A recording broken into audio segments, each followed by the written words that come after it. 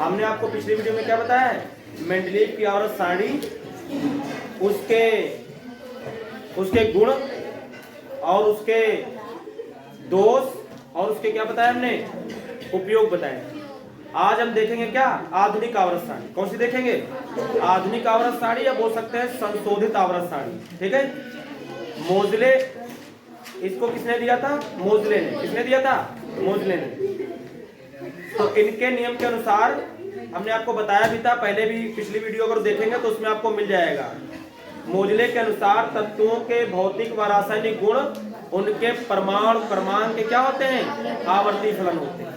क्या होते हैं, तत्वों के भौतिक व रासायनिक गुण उनके परमाणु क्रमांक के क्या होते हैं, आवर्ती फलन होते हैं। ये आपको मोजले वाले में क्या करना है, लिख देना है। ठीक है, उसके बाद ये आपसे जो संशोधित आवर्त सारणी के बारे में पूछेगा, मतलब क्या क्या सुधार हुए, क्या क्या सुधार हुए आधुनिक में, तो आप इसमें लिखेंगे कि अधिक परमाणु भार वाले तत्वों को कम परमाणु भार वाले तत्वों से पहले रख दिया गया, जो कि इस सारणी में उसको क्या कर दिया गया, दूर कर दिया गया।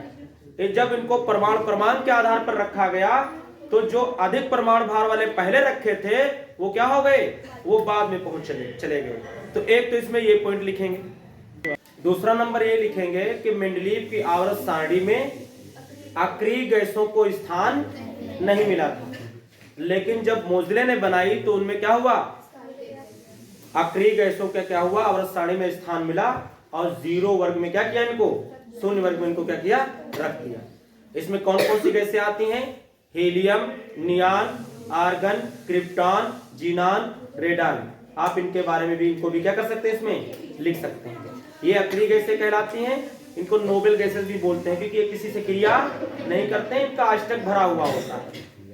इसके बाद जो आप तीसरा पॉइंट लिख सकते हैं, तो क्या लिख सकते हैं कि समस्थानिकों और संभारिकों को एक उचित स्थान क्या हुआ, मिल गया। जब इनको परमाणु क्रमांक के आधार पर रखा गया, तो जो समस्थानिक थे उनको एक साथ में क्या कर दिया गया, रख दिया गया, है ना। और जो संभारिक थे उनको क्या किया गया, अलग अलग क्या कर दिया गया, रख दिया गया। ठीक है, क्योंकि ये भी दोष इनकी आवर्त सारणी में मेंडलीव की था, इसको भी इसकी वजह से क्या किया गया, दूर किया गया। तो इसमें 3 बातें आपको लिखनी होंगी संशोधन में। कौन कौन सी, नंबर 1 क्या किया गया, अधिक परमाणु भार वाले जो तत्व थे उनको मेंडलीव की आवर्त सारणी में कम वालों से पहले रख दिया गया था, तो इसमें क्या किया गया, सुधार किया गया। इनको ज्यादा था तो बाद में वो पहुंच गए जो परमाणु क्रमांक के आधार पर रखा गया। दूसरा आप ये बता सकते हैं कि मेंडलीव की आवर्त सारणी में क्या था, अक्रिय गैसों को स्थान नहीं मिला था। इसमें क्या हो गया, अक्रिय गैसों को स्थान मिल गया। और तीसरा आप पॉइंट लिख सकते हैं कि इसमें जो मेंडलीव की आवर्त सारणी थी उसमें समस्थानिकों और संभारिकों को उचित स्थान नहीं मिला था, लेकिन जैसे ही परमाणु क्रमांक के आधार पर आवर्त सारणी बनाई गई तो इनको भी क्या हुआ, उसमें उचित स्थान क्या हो गया, मिल गया। फिर आप आधुनिक आवर्त सारणी यानी मोजले की आवर्त सारणी के दोष लिखेंगे। क्या लिखेंगे, दोष लिखेंगे। तो आप इसमें लिख सकते हैं कि हाइड्रोजन का स्थान निश्चित ना होना। दूसरा पॉइंट आप ये लिख सकते हैं कि लेंथेनाइड और एक्टेनाइड तत्वों को आवर्त सारणी में स्थान ना मिलना। और आप ये लिख सकते हैं कि इन्होंने क्या किया था, इनमें जो मोजले की आवर्त सारणी थी इसमें धातुओं और अधातुओं को अलग अलग नहीं रखा गया था, इनके लिए कोई इसके लिए विभाजन कॉलम नहीं था, तो ये भी दोष था इसमें। ठीक है, इसमें अगला एक पॉइंट लिख सकते हैं कि असमान गुणों वाले तत्वों को क्या कर दिया, एक साथ में रख दिया, और समान गुणों वाले तत्वों को क्या कर दिया, अलग अलग रख दिया। इतने पॉइंट आप इसमें क्या कर सकते हैं, लिख सकते हैं। इसके बाद देखेंगे दीर्घाकार आवर्त सारणी। क्या देखेंगे हम, दीर्घाकार आवर्त सारणी। इसके बाद हम क्या देखेंगे, दीर्घाकार आवर्त सारणी देखेंगे। देखिए दीर्घाकार आवर्त सारणी का सबसे पहले आप क्या करेंगे, नियम लिखेंगे, और हमने ये नियम आपको पहले ही बता चुके हैं। ठीक है, तत्वों के भौतिक व रासायनिक गुण उनके इलेक्ट्रॉनिक विन्यास के क्या होते हैं, आवर्ती फलन होते हैं, और इस आवर्त सारणी को हम बोहर की आवर्त सारणी भी बोलते हैं। ठीक है, ये इसमें क्या लिखेंगे, हम नियम लिखते हैं। क्या इसके बाद हम आवर्त सारणी की क्या देखेंगे, दीर्घाकार आवर्त सारणी की क्या देखेंगे, संरचना देखेंगे। क्या देखेंगे, संरचना। नंबर 1 लिख सकते हैं कि दीर्घाकार आवर्त सारणी में 7 क्षैतिज पंक्तियां होती हैं। कितनी होती हैं? 7 क्षैतिज क्या होती हैं? पंक्तियां होती हैं। इस तरीके से कितनी होती हैं? 7 होती हैं। 1 2 3 4 5 6 और कितनी होती हैं? 7 होती हैं, जिन्हें हम क्या बोलते हैं? आवृत बोलते हैं। क्या बोलते हैं? जिन्हें हम आवृत बोलते हैं। 1 2 3 4 5 6 7 7 क्षैतिज पंक्तियां होती हैं, जिसे हम क्या बोलते हैं? आवृत बोलते हैं। और इन आवर्तों में पहले आवर्त में कितने तत्व रखे हुए हैं? 2। दूसरे और तीसरे आवर्त में कितने रखे हुए हैं? पहले आवर्त में 2 रखे हुए हैं, दूसरे और तीसरे आवर्त में कितने रखे हैं? 8 तत्व रखे हैं। क्या रखेंगे? 8 तत्व रखे हुए हैं। और तीसरे और चौथे में जो रखे हुए हैं कितने रखे हुए हैं?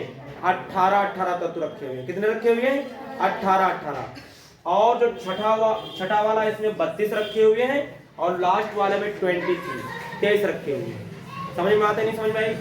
पहले वाले में कितने रखे हैं? 2 रखे हुए हैं, दूसरे में कितने रखे हैं? 8, तीसरे में कितने रखे हैं? 8, चौथे में रखे हैं 18 और पांचवें में रखे हैं 18 और फिर छठे में रखे हैं कितने? 32 और लास्ट वाले में कितने रखे हैं?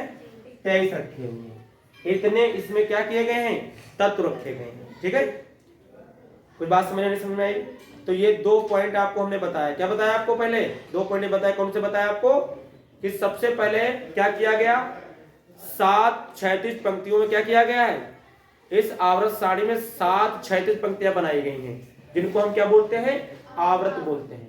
दूसरा पॉइंट आप ये लिखेंगे संरचना में कि पहले में 2 तत्व हैं पहले आवर्त में, दूसरे आवर्त में 8 है, तीसरे आवर्त में 8 है, चौथे में 18, पांचवें में 18 और छठे में 32 है और लास्ट वाले 7वें में कितने हैं? 23 तत्व रखे गए हैं। अगला पॉइंट आप लिखेंगे पहले, दूसरे और तीसरे आवर्त को हम क्या बोलते हैं? लघु आवर्त बोलते हैं। क्या बोलते हैं? पहला जो दिया हुआ है आपको, इसको अति लघु भी बोलते हैं। पहला, दूसरा और तीसरे आवर्त को हम क्या बोलते हैं? लघु आवर्त बोलते हैं। क्यों लघु बोलते हैं? क्योंकि इसमें एलिमेंट्स क्या हैं? कम रखे गए हैं। कितने एलिमेंट्स इसमें क्या है? कम है। जबकि 4, 5 और 6 को क्या बोलते हैं? 7 को क्या बोलते हैं? दीर्घ बोलते हैं। क्या बोलते हैं? दीर्घ बोलते हैं। हालांकि इसको आप अगर और थोड़ा वो करें तो ये पहले वाले को अति लघु बोलते हैं, दूसरे और तीसरे को क्या बोलते हैं? लघु बोलते हैं आवृत, और चौथे पांचवें को क्या बोलते हैं? दीर्घ बोलते हैं, और छठे सातवें को क्या बोलते हैं? अति दीर्घ बोलते हैं। क्या बोलते हैं? अति दीर्घ बोलते हैं। इसके बाद अगला पॉइंट इसमें लिखेंगे कि इसमें ऊर्ध्वाधर 18 क्या बनाए गए हैं? कॉलम बनाए गए। क्या बनाए गए? ऊर्ध्वाधर 18 कॉलम बनाए गए हैं। ऊपर से नीचे कितने बनाए गए हैं? 18 बनाए। कितने बनाए गए हैं? 18। जिनको वर्ग, जिनको क्या बोलते हैं? वर्ग या समूह बोलते हैं। इनको क्या बोलते हैं? वर्ग भी बोल सकते हैं, इनको क्या बोल सकते हैं? समूह भी बोलते हैं, इनको कुल भी कहते हैं, इनको परिवार भी बोलते हैं। ठीक है, इस तरीके से इसमें क्या कर सकते हैं? ये भी पॉइंट हम इसमें लिख सकते हैं। अगला पॉइंट लिख सकते हैं कि इस आवृत साड़ी में समान इलेक्ट्रॉनिक विन्यास वाले तत्वों को क्या किया गया है? एक ही वर्ग में रखा गया। क्या किया गया है?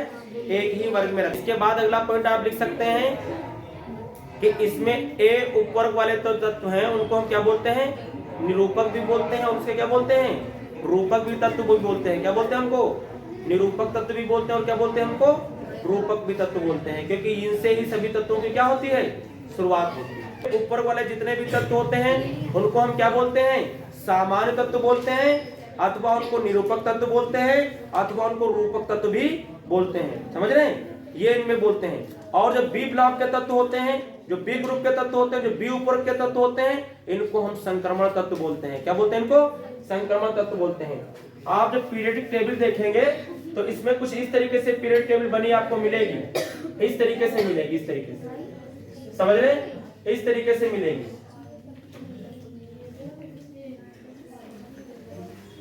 और इसमें इसके 2 कॉलम कर देंगे। ये ए वाले होते हैं। इधर भी जो कॉलम किए गए कितने किए गए हैं? ये भी आपके क्या है? ए वाले हैं। ये ए वाले हैं, और कौन से हैं? ये ए वाले हैं। और इनके अंतर्गत इसमें इनको कितने में बांटा गया? ये बी ऊपर वाले ये हैं। और इनमें कितने बनाए गए कॉलम? 10 बनाए गए। कितने बनाए गए? 10 बनाए गए। इसमें कितने कॉलम बनाए गए हैं? इसमें 10 बनाए गए इसके अंतर्गत। 1 2 3 4 5 6 7 8 9 10 बनाए गए। कितने बनाए गए हैं इसके अंदर? 10। और ये जो तत्व होते हैं ये एस ब्लॉक के तत्व कहलाते हैं, ये आपके पी ब्लॉक के तत्व कहलाते हैं, ये आपके जो डी ब्लॉक के तत्व कहलाते हैं संक्रमण तत्व। और नीचे जो बनी हुई है टेबल, नीचे इस तरीके से 2 कॉलम बने हुए, इसमें 14 तत्व रखे हुए हैं, इनको हम एफ ब्लॉक के बोलते हैं। क्या बोलते हैं इनको? हम एफ ब्लॉक के तत्व बोलते हैं। क्या बोलते हैं इनको? हम क्या बोलते हैं? एफ ब्लॉक के तत्व बोलते हैं। और इसमें कितने रखे गए हैं? 14 तत्व रखे गए हैं। कितने रखे गए इस तरीके से? 14 बने होंगे इस तरीके से। समझ रहे हैं? इसमें जो 10 तत्व रखे गए, पहले वाले कितने रखे गए हैं? ऐसे से कितने रखे गए हैं तत्व? 10 रखे गए हैं। और ये डी ब्लॉक के कहलाते हैं। जैसे अगर पहले की बात करें तो इसमें क्या रखा गया है? स्कैंडियम। फिर क्या रखा गया है? टाइटेनियम। फिर रखा गया है क्या? वेनेडियम। फिर रखा गया है क्या? क्रोमियम। फिर रखा गया है क्या? मैग्नीज। फिर आगे क्या रखा गया है? Scandium, titanium, vanadium, chromium, manganese, iron. क्या रखा गया उसके बाद? आयरन। फिर उसके बाद कोबाल्ट, फिर उसके बाद निकेल, फिर उसके बाद कॉपर, फिर उसके बाद जिंक। ऐसे 10 तत्व रखे हैं। आप टेबल में देखेंगे तो पहले वाले जो आवृत दिया हुआ है इसमें यहाँ पास दी हुए हैं, तो उसमें कितने तत्व रखे गए हैं? ये बी ब्लॉक के जो तत्व होते हैं ये डी ब्लॉक के तत्व भी क्या कहलाते हैं? बी ऊपर के जो तत्व होते हैं ये डी ब्लॉक के तत्व भी कहलाते हैं। इसमें पहली लाइन में कौन से रखे हुए हैं तत्व? ये 10 तत्व रखे हुए हैं। Scandium, titanium, vanadium, chromium, manganese, iron, cobalt, nickel, copper, zinc रखे गए हैं। इसके बाद दूसरे में इटीरियम, जर्कोबियम, मोलिब्डेनम, टेक्सियम, रोथियम, रोडियम, पैलेडियम रखे गए हैं। इस तरीके से इसमें 10 तत्व इस तरीके से करके रखे गए हैं। और इन तत्वों को हम क्या बोलते हैं? संक्रमण तत्व बोलते हैं। क्या बोलते हैं? इसके बाद इधर भी आपके कौन से रखे हैं? अक्रिय गैस इधर रखे हैं। कौन सी रखी है? अक्रिय गैस। जैसे हीलियम। फिर आपका क्या रखा गया है? Neon, argon, krypton. और क्या रखा गया है? जीनान। क्या रखा गया है? Xenon. Helium, neon, argon, krypton, xenon. और क्या रखा गया है? रेडान रखा गया है। इस तरीके से इधर एलिमेंट्स रखे गए हैं। और बहुत सारे इसमें मान लो इधर फ्लोरीन, क्लोरीन, ब्रोमीन, आयोडीन, स्टार्टीन ये सब रखे गए हैं। ऑक्सीजन, सल्फर, सेलेनियम, टेलेनियम, पोलेनियम सारे रखे गए हैं। आप इनको क्या कर सकते हैं? अच्छी तरीके से याद कर सकते हैं। समझ रहे? तो ये जो शून्य वर्ग में रखे गए हैं धातुएं, ये जो शून्य वर्ग में तत्व रखे गए हैं, ध्यान से देखिए, ये जो शून्य वर्ग में रखे गए हैं एलिमेंट्स, तत्व जो रखे गए हैं, इन्हीं को हम क्या बोलते हैं? अक्रिय गैसें बोलते हैं। क्या बोलते हैं इनको? हम अक्रिय गैसें बोलते हैं। ये किसी से क्रिया नहीं करते क्योंकि इनका अष्टक क्या होता है? पूरा होता है। इनके आखिरी कक्षा में 8 इलेक्ट्रॉन क्या होते हैं? भरे होते हैं। और इनको नोबेल गैसें भी क्या है? बोलते हैं। इनको अक्रिय गैसें भी बोलते हैं। इनको क्या बोलते हैं? नोबेल गैसें भी इनको बोलते हैं। ठीक है, अगले पॉइंट में क्या लिखेंगे? आवर्त सारणी में जो 58 से 71 परमाणु क्रमांक वाले तत्व हैं उनको हम क्या बोलते हैं? लेंथेनाइड बोलते हैं। क्या बोलते हैं उनको? हम लेंथेनाइड बोलते हैं। इनको मर्दा धातुएं भी क्या बोलते हैं? इनको मर्दा धातुएं भी कहते हैं। समझ रहे हैं? और इनको आवर्त सारणी में स्थान नहीं मिला है। ये आवर्त सारणी के बाहर जो कॉलम बने उसमें पहले वाले कॉलम में पहले वाले जो आपका पहला क्षैतिज आवर्त है उसमें रखे गए हैं। ठीक है, और उसके बाद जो 90 से 103 परमाणु क्रमांक वाले तत्व जो हैं उनको हम बोलते हैं क्या? एक्टेनाइड। क्या बोलते हैं उनको? हम एक्टेनाइड। इनको भी आवर्त सारणी में न रख करके बाहर आवर्त सारणी के नीचे जो दूसरी क्षैतिज पंक्ति है उसमें रखा गया है। और ये 14 तत्व कितने रखे हैं? 28। और लेंथेनाइड, एक्टेनाइड तत्वों को हम एफ ब्लॉक के तत्व बोलते हैं। किसको क्या बोलते हैं? एफ ब्लॉक के तत्व बोलते हैं। आप इसके बाद इसमें क्या लिखेंगे? दीर्घाकार आवर्त सारणी के दोष। क्या लिखेंगे? दीर्घाकार आवर्त सारणी के क्या लिखेंगे? दोष। इसके 2 दोष आपको लिख देना है जो हमने बहुत पहले बताया था। कौन से दोष होंगे? हाइड्रोजन का स्थान निश्चित ना होना। हाइड्रोजन की दोहरी प्रकृति होती है, 2 मेल का गुण प्रदर्शित करता है। इलेक्ट्रॉन दे भी सकता है और ले भी सकता है, इसलिए हाइड्रोजन का स्थान निश्चित ना होना।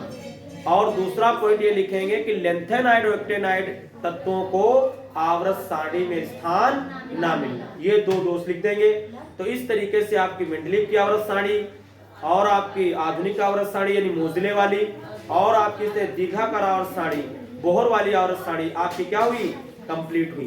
इसके बाद जो इसके अंदर क्वेश्चन दिए हुए हैं उनको हम देखेंगे और इसकी एक्सरसाइज को फिनिश करेंगे। और इस चैप्टर क्या हो जाएगा आपका, फिनिश हो जाएगा। ये सब बातें हम नेक्स्ट वीडियोज में देखेंगे।